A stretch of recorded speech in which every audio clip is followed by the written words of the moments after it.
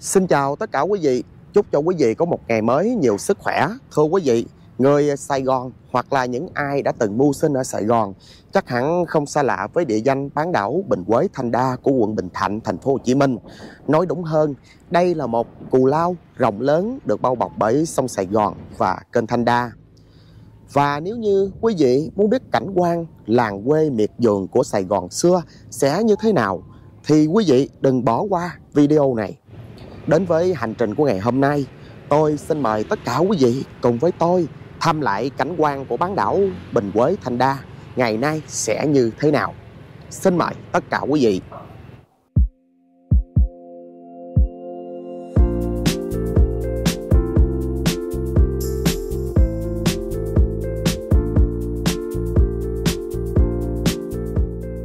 Và bà con ở Bình Quế họ vẫn giữ cái nếp sống giống như là ở quê miền Tây quý vị. Ở đây là những cái cánh đồng cỏ, họ vẫn trồng cỏ để chăn nuôi. Ở cảnh quê Thanh Đa bây giờ có một bạn đang đứng cầu rê cá lóc đó quý vị. Đẹp chưa? Không khác gì cảnh ở miền Tây đâu quý vị.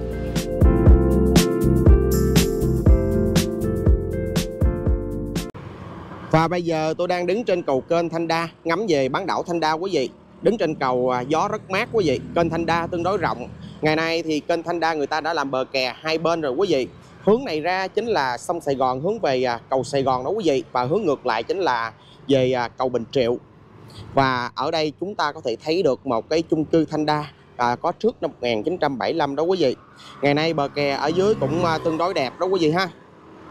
Đó, đi về hướng này là chúng ta sẽ đi thẳng vào bán đảo Thanh Đa Bình Quế đây quý vị. Thời điểm này nước đang rút quý vị. Nước đang đổ về hướng đó là nước rút ra. Và người ta gọi là nước ròng đó. Bán đảo Bình Quế Thanh Đa có tổng diện tích là 427 hecta. Trục đường Bình Quế được xem là trục đường chính của bán đảo. Gần bờ kênh Thanh Đa có khu chung cư Thanh Đa đã có từ trước năm 1975. Nếu nhìn trên bản đồ có thể thấy hình hài của bán đảo Thanh Đa giống như hình chiếc túi mà Phật Di Lạc thường hay mang theo bên mình, hoặc giống như hình của một cái bình hoa. Điều này tùy theo trí tưởng tượng của quý vị. Còn theo cách nhìn của tôi thấy bán đảo Bình Quế Thanh Đa giống như một chiếc túi đựng vàng. Phần miệng túi sẽ là bờ kênh Thanh Đa, còn phần cổ của chiếc túi sẽ là phần đất hẹp nhất của bán đảo này, ngay đoạn khu du lịch Bình Quế 3. Còn phần đáy của chiếc túi sẽ là vùng đất rộng nhất của bán đảo, được sông Sài Gòn uốn lượn bao bọc xung quanh. Bán đảo Bình Quế Thanh Đa cách trung tâm của thành phố Hồ Chí Minh chưa đầy 5 km. Các phía đông, nam và phía bắc đều giáp với thành phố Thủ Đức qua sông Sài Gòn. Phía tây giáp với phần còn lại của quận Bình Thạnh với ranh giới là kênh Thanh Đa. Lối vào duy nhất của bán đảo này là đường bộ hiện nay qua cầu kênh Thanh Đa, còn gọi tắt là cầu Kinh. Và thưa quý vị, đây là kênh Thanh Đa. Kênh Thanh Đa có chiều dài khoảng 1 km quý vị. Kênh này được người Pháp đào từ năm 1897, rộng là 40 m và sâu là 6 m. Nhờ con kênh này mà tuyến đường di chuyển đã rút ngắn lại 12 km quý vị. Tiết kiệm được 12 km. Giống như chiếc cano ở bên dưới, đó là đi về hướng ngay chỗ cầu Sài Gòn đó quý vị. Đó là những người họ đi du lịch. Còn cái hướng ngược lại nè quý vị, từ xa quý vị có thể thấy được đó chính là cầu Bình Triệu đó. Và đây là cầu Thanh Đa, cầu kênh Thanh Đa. Ngày nay thì hai bên bờ kênh là người ta đã làm cái bờ kè rồi. Chiều mà ra bán đảo Thanh Đa hóng mát thì rất là đẹp, rất là tuyệt vời quý vị. Buổi tối cũng như là ban ngày, nói chung là thời khắc nào ở Thanh Đa cũng rất là mát. Và ngoài ra có một con đường khác, đó là đi bằng đường phà Bình Quế. Trước đây là bến đò Bình Quế, từ phường Linh Đông của Thủ Đức đi vào bán đảo Thanh Đa. Đây là một vùng đất cũng có cái lịch sử cũng rất lâu đời quý vị. Dưới thời nhà Nguyễn, vùng đất Bình Quế Thanh Đa ngày nay thuộc các thôn Thạnh Đa và Bình Quế Tây, tổng Bình Trị Thượng, huyện Bình Dương, Phủ Tân Bình, tỉnh Gia Định. Về sau, do bỏ đi dấu nặng của chữ Thạnh khi mà in trên bản đồ của người Pháp, cho nên là thôn Thạnh Đa biến thành địa danh là Thanh Đa như hiện nay. Sau khi Pháp đánh chiếm Sài Gòn, đến giai đoạn năm 1897, thực dân Pháp đã cho đào một con kênh đi qua địa phận thôn Thạnh Đa, tức là kênh Thanh Đa ngày nay đó quý vị. Và trước mắt quý vị, đây chính là kênh Thanh Đa. Nó cắt cái vòng thoát của sông Sài Gòn và rút ngắn 12 km đường thủy. Và ngay đây chính là vị trí ngã ba sông quý vị. Phía xa kia chính là cầu Bình Triệu, lên nữa là cầu Bình Lợi quý vị. Thay vì sông Sài Gòn sẽ đi theo cái hướng Tây tôi chỉ quý vị, đi thẳng bọc qua bên đó. Nhưng mà từ năm 1897, người Pháp đã cho đào con kênh này. Và đây là một cái lối vào cái đầu của con kênh đó quý vị. Kênh Thanh Đa. Từ đây dài xuống dưới nó chỉ khoảng 1 km thôi, nhưng mà đã tiết kiệm lực là 12 km đi bọc theo bán đảo Thanh Đa. Buổi chiều đứng vào cái hướng này thì nó sẽ nắng hơn nhiều, bởi vì đó là mặt trời lặn quý vị. Xa kia đó chính là bến xe miền Đông qua bên đó. Quý vị thấy dòng xe đó ha, từ Bình Thạnh họ ra ngoài lại Thủ Đức đó quý vị.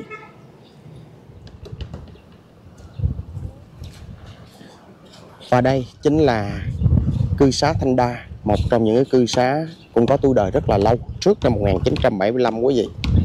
Cư xá cũ ở quận Bình Thạnh của mình luôn đó.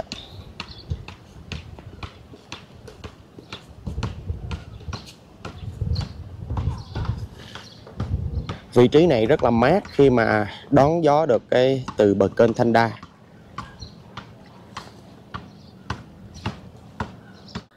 Bán đảo này được chia thành hai khu vực, đó là khu vực Thanh Đa và khu vực Bình Quế Tây. Và ngày nay người ta không gọi là Bình Quế Tây mà người ta gọi tắt là Bình Quế. Trong đó khu vực Bình Quế chiếm phần lớn diện tích với các khu dân cư nằm rải rác. Một phần diện tích đất ở đây là các cái đầm lầy cũng như là những cái vùng đất vẫn còn bị bỏ hoang quý vị. Và cho đến ngày nay người dân ở Bình Quế họ tận dụng những cái vùng đất này để nuôi cá và cũng như là trồng cỏ để chăn nuôi, giống như là một cái miệt vườn thực thụ ở giữa trung tâm của Sài Gòn đó quý vị. Vào giai đoạn trước, cách đây vài chục năm, ở trên đây vẫn còn những cái cánh đồng lúa nha quý vị. Ngày nay người ta đã đào ao, thả cá, trở thành những cái hồ câu cá giải trí. Cho nên là ở Sài Gòn, ai mà yêu thích cái bộ môn câu cá thì chắc hẳn là không xa lạ gì với những cái hồ câu cá ở bên Bình Quế Thanh Đa. Còn khu vực Thanh Đa nổi tiếng nhất phải nói đến đó chính là cư xá Thanh Đa. Đây là cái chung cư cũ được hình thành từ trước năm 1975. Và khu vực Thanh Đa này có phần sầm uất hơn so với phần còn lại của bán đảo. Bởi vì vị trí của chung cư Thanh Đa nó gần với quận trung tâm hơn.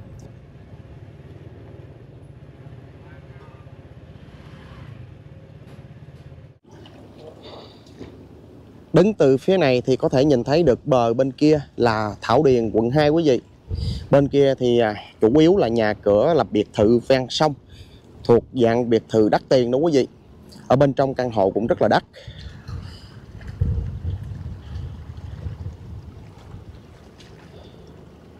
Nếu mà nói kiếm một chỗ hóng mát ở giữa Sài Gòn, tôi nghĩ Thanh Đa Bình Quế là một cái điểm đến vô cùng lý tưởng quý vị. Buổi tối ở đây cũng rất là vui, bởi vì có nhiều cái quán ăn cũng như là nhiều cái điểm mà chúng ta có thể ngồi cà phê giải trí hóng mát rất đẹp.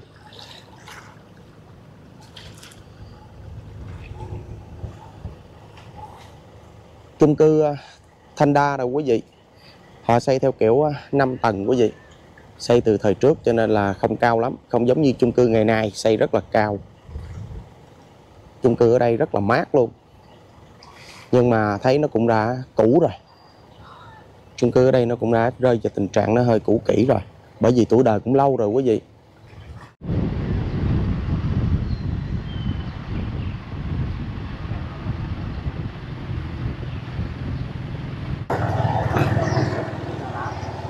Còn đây là chợ trong Thanh Đa Bình Quế quý vị.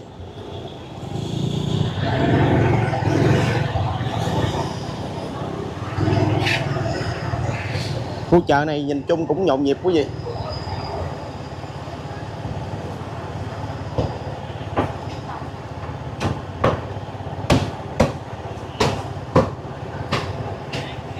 Hướng ra đây có một cái hồ nha.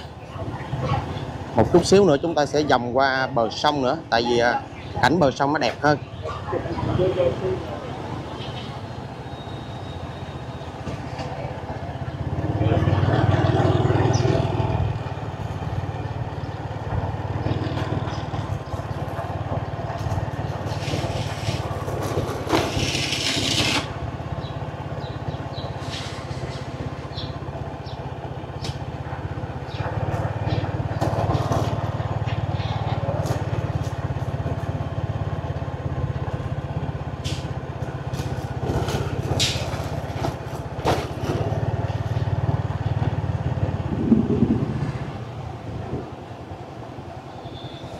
Và ở đây có một tháp nước quý vị. Tháp nước này của nó cũng rất là lâu đời rồi, từ cái thời xây dựng mà cư xá Thanh Đa là đã có rồi quý vị.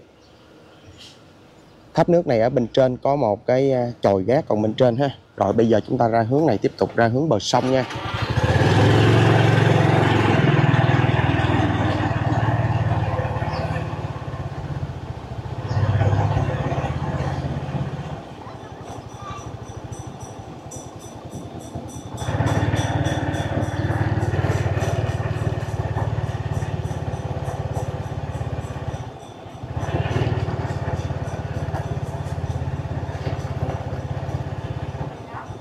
Ngày nay nếu như mà quý vị có dịp đi qua bên Bình Quế Thanh Đa, một phần đất trên bán đảo thuộc Bình Quế được tận dụng để làm các cái quán ăn, khu du lịch sinh thái bên bờ sông và các cái hoạt động câu cá. Ở trong đây người ta đặt cái tên của các khu du lịch đó quý vị. Khu du lịch Bình Quế 1 nè, khu du lịch Bình Quế 2, khu du lịch Bình Quế 3. Rất nhiều cái khu du lịch sinh thái ven cái bờ sông cũng rất là đẹp, cũng rất là nó thơ mộng giữa cái dòng sông này quý vị. Còn đây là cái trục đường chính chạy dọc theo bán đảo Thanh Đa Bình Quế nha quý vị. Đi theo con đường này chúng ta chạy thẳng ra cái phía bờ sông Sài Gòn. Ngay chỗ đó có một cái bến đò.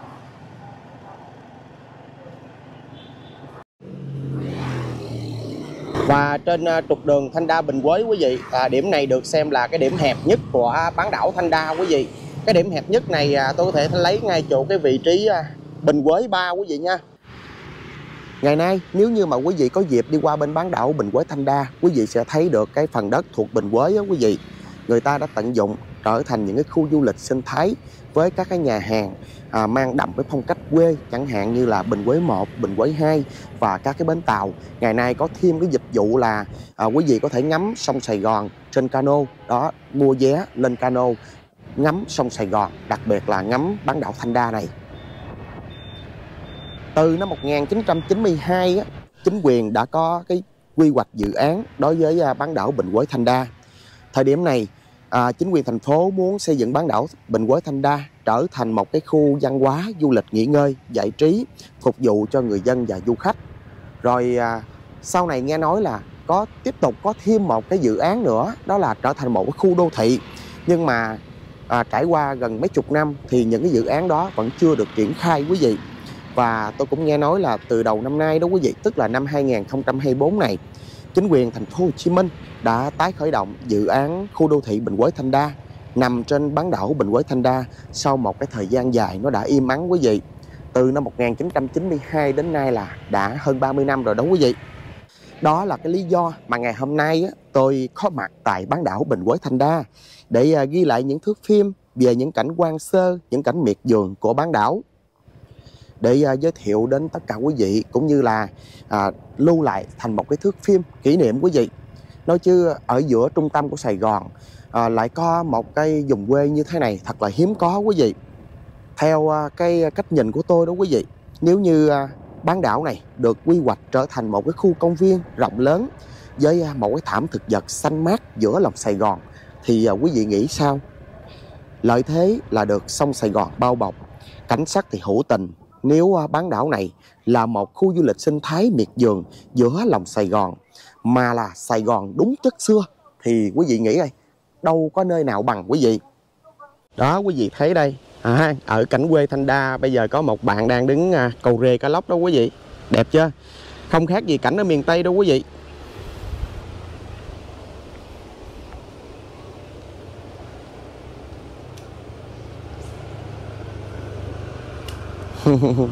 Rồi đẹp quá. Cảm ơn em nhiều nhé. Ở giữa trung tâm Sài Gòn mà vẫn còn những cánh đồng như thế này quý vị. Và bà con ở đây sống như là ở dưới quê, và họ vẫn chăn nuôi, họ vẫn trồng cỏ, vẫn nuôi cá bình thường quý vị ha. Phía xa bên kia đó quý vị, đó chính là cảng Phúc Long đó quý vị.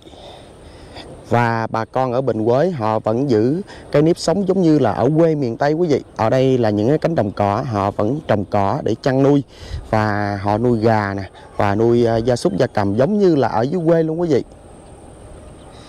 Và quý vị nhìn cảnh đường làng như thế này, quý vị có nghĩ rằng đây lại là trung tâm của thành phố Hồ Chí Minh không ha quý vị? Đó, từ xa có mấy con bò đang ngồi đó quý vị. Vị trí này chính là cái vị trí chúng ta là nằm ở trung tâm Sài Gòn, đi hướng đó là về quận Nhất đó quý vị. Còn bên đây chính là Thảo Điền, quận 2. Đây là một góc nhà vườn ở Thanh Đa, Bình Quế quý vị. Quý vị thấy những cây cao và những cây dừa đó rất là đẹp đó quý vị ha. Không khác gì cảnh quê ở miền Tây quý vị. Trong vườn nhà vẫn trồng rất là nhiều trái cây. Đặc biệt tôi thấy là ở đây trồng mận nè, trồng bưởi nè quý vị. Ở giữa Sài Gòn mà quý vị tìm được cái phong cảnh làng quê như thế này cũng quả thật là hiếm có đó quý vị. Có những hàng cao rất là đẹp.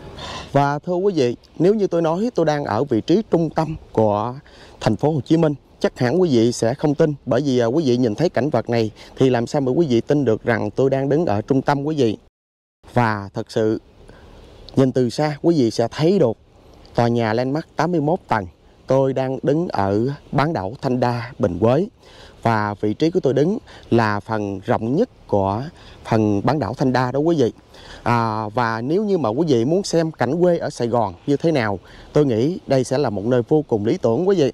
Đó, nhìn từ xa bên kia, đó chính là những cái dãy tòa nhà căn hộ của Mastery. Và hướng này là của landmark 81 tầng.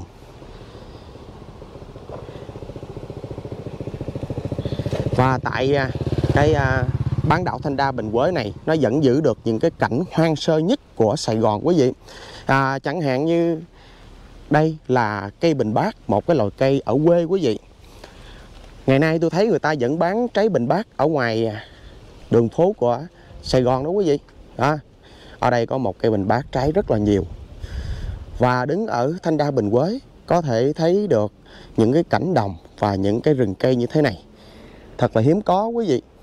Tôi nói tôi đang đứng ở trung tâm của Sài Gòn, quý vị sẽ không tin. Đó, ở đây có những cái cây dại, những cái cây hoang sơ. Và quý vị muốn biết Sài Gòn như thế nào, cảnh quê ở Sài Gòn như thế nào, quý vị hãy thử một lần đến với Bình Quế quý vị. Đẹp chưa? Trái này vẫn ăn được nha quý vị. Ngày xưa đó, lúc nhỏ tôi vẫn hay ăn. Cây bình bát này trái rất là nhiều. Và khi vào trong cái vùng đất rộng nhất của bán đảo Bình Quế Thanh Đa quý vị, xung quanh đây là những cái cánh đồng nó còn hoang sơ quý vị. Chủ yếu là những cái rừng cây tạp và những cái cây đặc hữu của vùng đồng bằng sông Cửu Long. Đặc biệt như là những cái cây bình bát nè, rồi những cái cỏ lau sậy. Nó mang lại một cái cảnh sắc thật là khó tưởng tượng được quý vị. Thật sự mình cũng rất là bất ngờ khi mà giữa nét quê và nét thành thị nó lại gần nhau đến vậy quý vị. Chỉ cần qua bên bán đảo Bình Quế Thanh Đa, quý vị chạy khoảng 5 tới 10 phút là quý vị đã đi hết được vào trong cái vùng được xem là trung tâm của cái bán đảo này. Và đó cũng chính là cái vùng miệt vườn hiếm có tại bán đảo. Và khi vào trong đây tôi mới lắng nghe được những cái âm thanh của chim trời, nghe được tiếng con cá nó ụt dưới kênh, dưới cái đầm quý vị. Đúng là một cái điều mà tôi đi quay phim nhưng mà tôi cũng rất là bất ngờ khi mà phải cảm nhận được những cái chi tiết như thế này. Và khó diễn tả để cho quý vị hiểu hết được cái cảm xúc của tôi khi đến với bán đảo Bình Quế Thanh Đa. Như vậy có thể khẳng định Bình Quế Thanh Đa là một trong những cái làng quê miệt vườn còn sót lại giữa đô thị thành phố Hồ Chí Minh như hiện nay.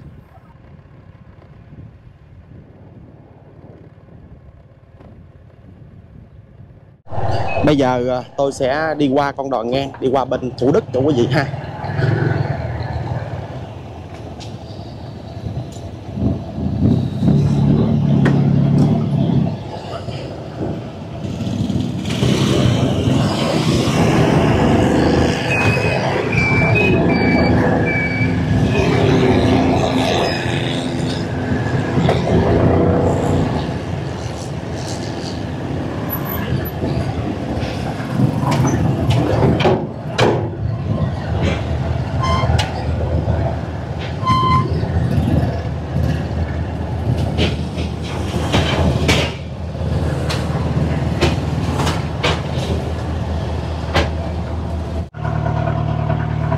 Đây là bến đò ngang quý vị. Đó chính là Bình Quế là hướng đó đó.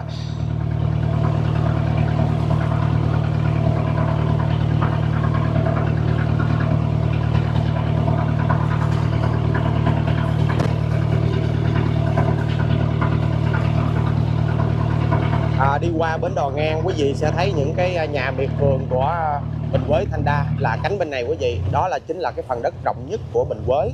Và đứng ở đây thì quý vị thấy được cảng Phúc Long.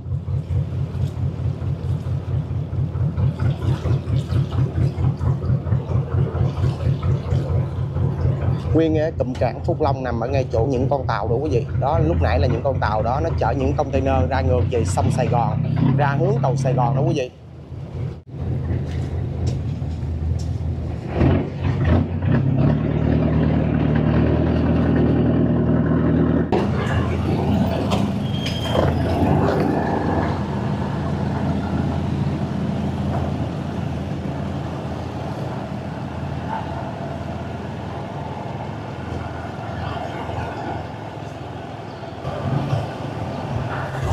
Con đò ngang này nối liền giữa Bình Quế và bên đây là phường Linh Đông của thành phố Thủ Đức quý vị. Và thưa quý vị, tôi đang đứng bên bờ Thảo Điền của quận 2, nhìn ngược về bán đảo Thanh Đa, Bình Quế quý vị. Từ bên đây chúng ta có thể thấy được những cây chung cư cũ của bên bán đảo Thanh Đa. Và quý vị thấy hướng tay tôi chỉ đó là một cái tháp nước. Và xa về kia có đến 2 tháp nước nữa. Đó là những cái tháp nước được xây dựng từ trước năm 1975 quý vị. Và thẳng về cái cụm chung cư phía đó đó quý vị, đó chính là lối ra của kênh Thanh Đa. Và lối ra đó hướng về cầu Sài Gòn. Còn cái lối ra về đầu trên đó quý vị sẽ là hướng về cầu Bình Triệu. Và sông Sài Gòn nó sẽ ôm trọn cái bán đảo Thanh Đa này, vòng một cái hình vòng tròn nha quý vị, chứ không phải là sông Sài Gòn sẽ đi về cái hướng này, mà là sông Sài Gòn nó ôm trọn bán đảo Thanh Đa. Và khi mà nó ôm trọn bán đảo Thanh Đa, nó sẽ đi ra về cái hướng này lại, và chúng ta sẽ gặp ngay chỗ cái mũi đất của bán đảo Thanh Đa đầu trên, ngay chỗ phía cầu Bình Triệu đó quý vị. Cho nên là sông Sài Gòn nó sẽ có hướng thẳng về đó. Và nhờ đào con kênh đào kênh Thanh Đa mà đã tiết kiệm được khoảng cách khoảng là 12 cây số quý vị. Nếu như mà ngày trước chưa có kênh đào Thanh Đa đó, bắt buộc phải đi theo một cái đường vòng này và bọc hết cái bán đảo Thanh Đa này, sau đó là mới ra tới cái điểm ngay chỗ cầu Bình Triệu. Video này cũng muốn lưu giữ lại những cái kỷ niệm, những ký ức của bán đảo Bình Quế Thanh Đa trước khi mà cái vùng đất này chuyển mình quý vị.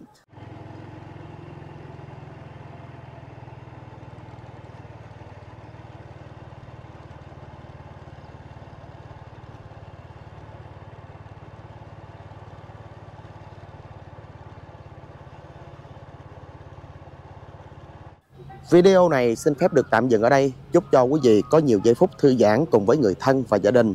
Chúc cho quý vị có một ngày cuối tuần thật nhiều sức khỏe và nhiều niềm vui. Và xin hẹn gặp lại tất cả quý vị ở một câu chuyện tiếp theo.